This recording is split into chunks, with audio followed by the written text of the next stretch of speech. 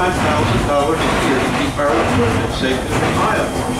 Now the stoves in these authentic cars aren't just for us. They do a fine job of keeping our cars warm on a cold winter day. Now we try to restore the equipment to its original appearance at a point in time, but in all cases we try to make it accurate to the period of 1910 to 1930. We're very proud of the work we do here in Strasburg, and it's all accomplished with funds from that ticket we purchased back at our station. Now, if you were wondering about how we set the speed of our train, it's a very simple matter. The oldest timetable we found for our flight was in the Strasburg newspaper dated August 1852. We still follow that same basic schedule today. So if you ever wondered how fast great-grandpa traveled, well, by golly, this is it. Somewhere under 60 miles an hour. Well, that would be way under 60 miles an hour.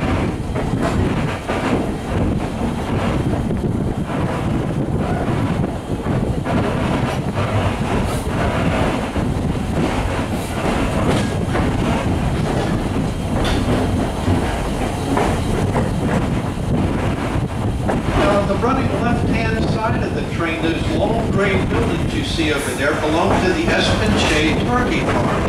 It's the oldest commercially operated turkey farm in the United States, and that's verified by Poultry World magazine. Yes, folks, there really is a Poultry World magazine. Now, November and December is a very busy time on that turkey farm, but it's also a very good time when you would not want to be a turkey here.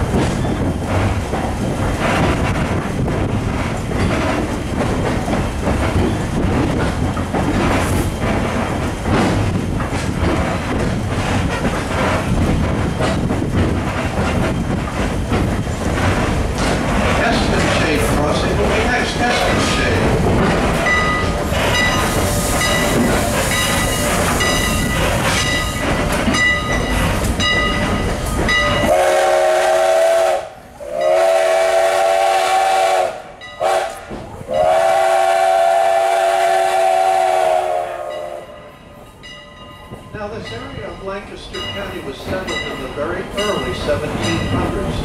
Route 741, the road you came to visit us on today, was originally a Conestoga wagon trail opened about 1710. It led from Philadelphia to the Indian outpost in Carlisle, just west of Harrisburg.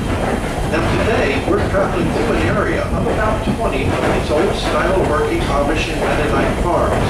And in an effort to preserve the farmland that you come and see, the Strasburg Railroad has teamed up with the Lancaster Farmland Trust. So when one of these farms becomes available for reservation, the railroad will donate a portion of the ticket price toward preserving that farm. So we can hopefully keep this area rural and agricultural. The ride certainly would not be any fun if we were traveling through housing development. Now, if you look to the running right side of the train and ahead, there is a big old house over there with red shutters. Well, the stone portion of that house was built in 1774, and it was originally the home of Cornelius Ferry, a wheelwright and a Conestoga wagon maker. Settlers heading west could buy Conestoga wagons, guns, and provisions, all produced in this immediate area. Now today, this old house is a bed and breakfast and is home to the Cherry Preston Venture Farm and its amazing maize corn maze. As we exit our ground hall cut here, if you look left and right, you'll see farm fun activities bordering both sides of our track. Fun for children and adults alike. Now the farm will be open on the 25th of May to start its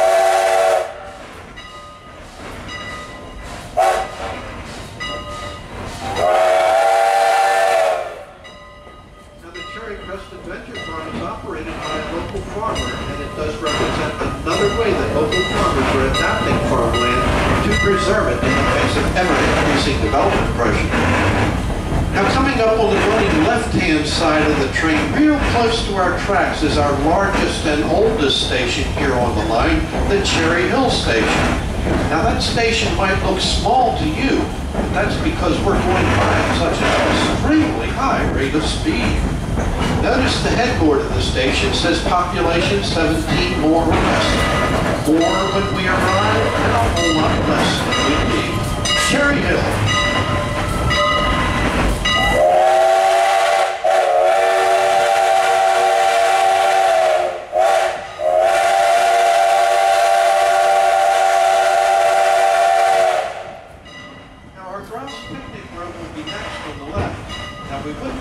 for passengers in this direction.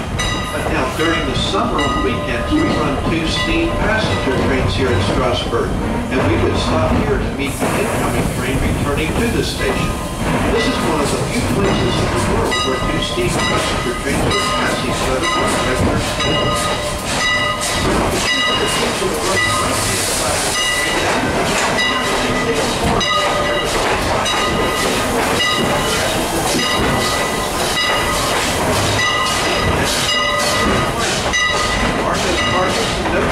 No electric lights, no radio, no television, no telephone, and no automobile. That's because this farmer drives a horse and buggy. But there are plenty of strong workhorses, mules, and willing hands to help with the hard work of farming. In addition to dairy cattle, the produce consists of corn, wheat, rye, hay, barley, soybeans, alfalfa, and famous Lancaster County broadleaf tobacco. These are peaceful and prosperous people contributing greatly to the farming economy of Lancaster County. We're very proud to have them as our neighbors. Now, folks, it was around 1900 that there was a little narrow gauge railroad, the L.O.S. Lancaster, Oxford, and Southern ran through the valley, all from by where you see that tree line. It was known to the local folks as the Little, Old, and Slow, and with a name like that, well, it's no surprise that the railroad went bankrupt. It was abandoned, and the scrappers took the rails up so quickly that they stranded a train and its engine, L.O.S. number 6, out there on the line with no way to get back to her station. Over years, this little train rusted away and became nothing more than the ghost of an old train. Now we're going to stop down here at Carpenter's Crossing, and our engine 89 will blow its whistle. And if we're lucky and the old ghost is awake out there, well, she generally answers back with her whistle. So when we come to a stop, very, very quiet, lift the windows a little on the right side of the train and listen carefully for the ghost of L.O.S. number 6. The little tan building down there is a one-room Amish schoolhouse for the local Amish children. Okay, listen for the ghost.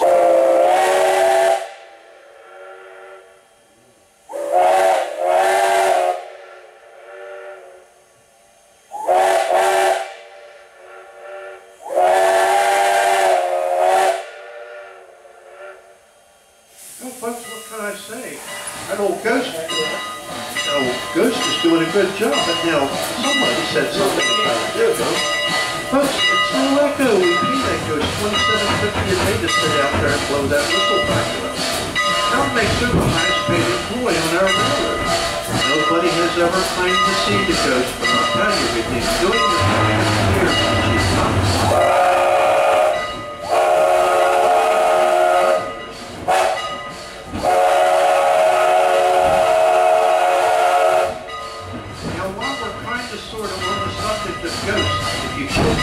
To the running left-hand side of the train as we cross the road here at Carpenter's.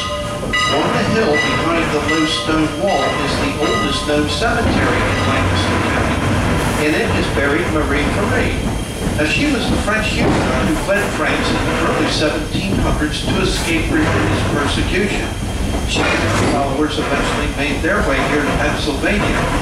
And they were finally given a grant by William Penn for 2 square miles right here in 1712. It was they who named their colony Paradise. Now, 275 years ago, Marie Ferré, her followers, and the Pequot Indians were the sole inhabitants of this area. This was the edge of America's frontier. Now, very shortly, we're going to cross Strasburg's one and only bridge. Well, you won't see the bridge, I hope, because it's supposed to be underneath us. But you just might see where the old Pumpkinville Turnpike goes right underneath our tracks. Now, back in November 2011, we replaced the old original low, narrow steel rickety bridge that dated back to the Civil War times with a brand new heavy-duty arched concrete bridge to support incoming train traffic that's offloaded to trucks in our East Strasburg yard. But I heard the real reason we changed this bridge was because Farmer Fisher down here was always complaining his mules would scrape their sides and bump their heads on that old low narrow bridge. Now, I'm happy to report the new bridge is now more than 6 mules wide and high enough that mules no longer have to wear hard hats. With With regard to the Strasburg Railroad's freight business, we are bringing in growing quantities of lumber, biodiesel fuel, organic grains, and a limited amount of fertilizer. Milers process.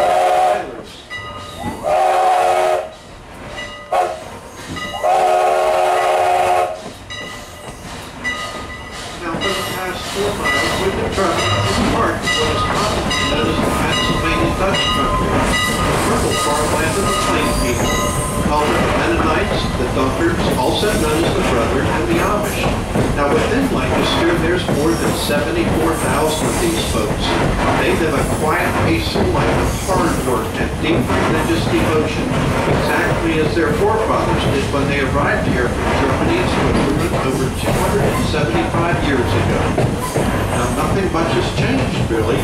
Their style of dress, their mode of travel, their entire way of life is still pretty much the same today as it was almost 3 centuries ago.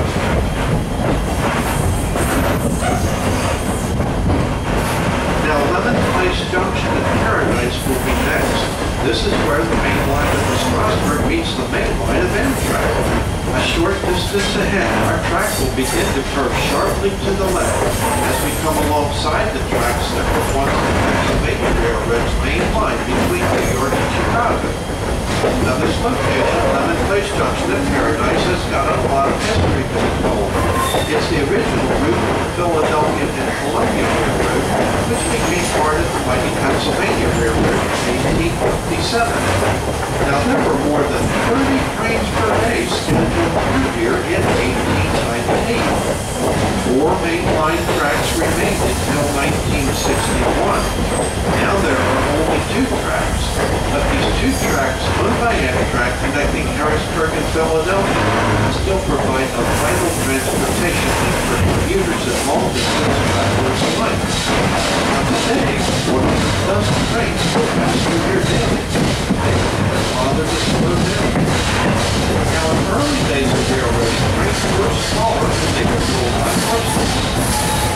The buildings you see on the right side of the train used to belong to Henry's Hotel, where he would provide fresh horses to the train and refreshments for the passengers. Also worthy of note, on February 22nd, 1861, a special train carried President-elect Abraham Lincoln and his wife Mary stopped here, and he briefly addressed a crowd of several thousand people as he journeyed to his inauguration in Washington, D.C. Then, a little more than 4 eventful years later, another special train passed in the opposite direction. Now this train, sad to say, was a funeral train, and it was bearing the assassinated president's body back on his sad journey to Illinois. Now folks, I give you Paradise. Change here from Coatesville, Peel, and Philadelphia, Trenton, Newark, and New York City. Now that would be if you could run fast enough to catch an 80-mile-an-hour Amtrak train. Now you might find it a little difficult to believe, folks, but this is Paradise. Well, Paradise, Pennsylvania, anyway. And you're in it, let's face it, this just might be as close as some of us will ever get to Paradise. Now, folks, we're going to come to a stop down here in the big city of Paradise, so our locomotive can uncouple from the train. Will pass around us on the interchange track on the right side of the train, hopefully to connect up to the other end so it can pull us back to the station. Now, our engineer today is Ted, and our fireman is Bill. And these 2 fellows do work real hard on that engine cap to make our trip possible for us. So when they come by, we would be well advised to give them a big wave and a loud cheer, and then to make it happen. When they're happy, well, they generally do connect to the other end of the train, and we won't have to push it back up the hill to the station. Now, if everything goes as planned, we will be returning to the station on the same track, but in the opposite direction. Now, the coaches and the open-air cars have got reversible seat backs, so if you would like at this time, you could step out into the aisle and flip those seat backs so you can move your seat forward for the trip back to the station. Now, we'll be here for a couple of minutes. We do ask that you please remain in the car in which you're currently located. We will be underway shortly after the train crew couples the engine and does a required brake test. Now, Engine 89 pulling our train today was built in 1910 by the Canadian Locomotive Company. Makes her 105 years young this year. She weighs in at 130 tons. Her tender carries 10 tons of coal and 6,700 gallons of water. And she originally ran on the Grand Trunk Railway in Canada.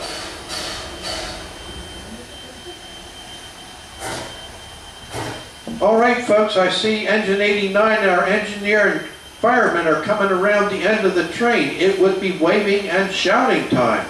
Also a great photo opportunity. Get your cameras out and ready.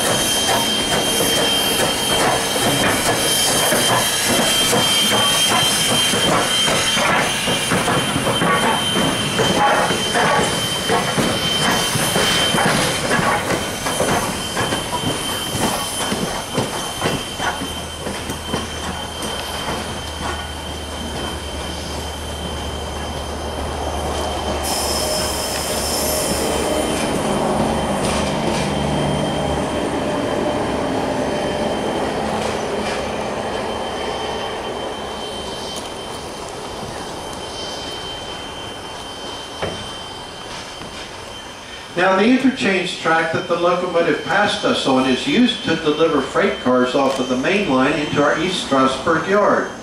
The next two tracks over on the concrete ties are the high-speed Amtrak lines that connect Harrisburg and Philadelphia.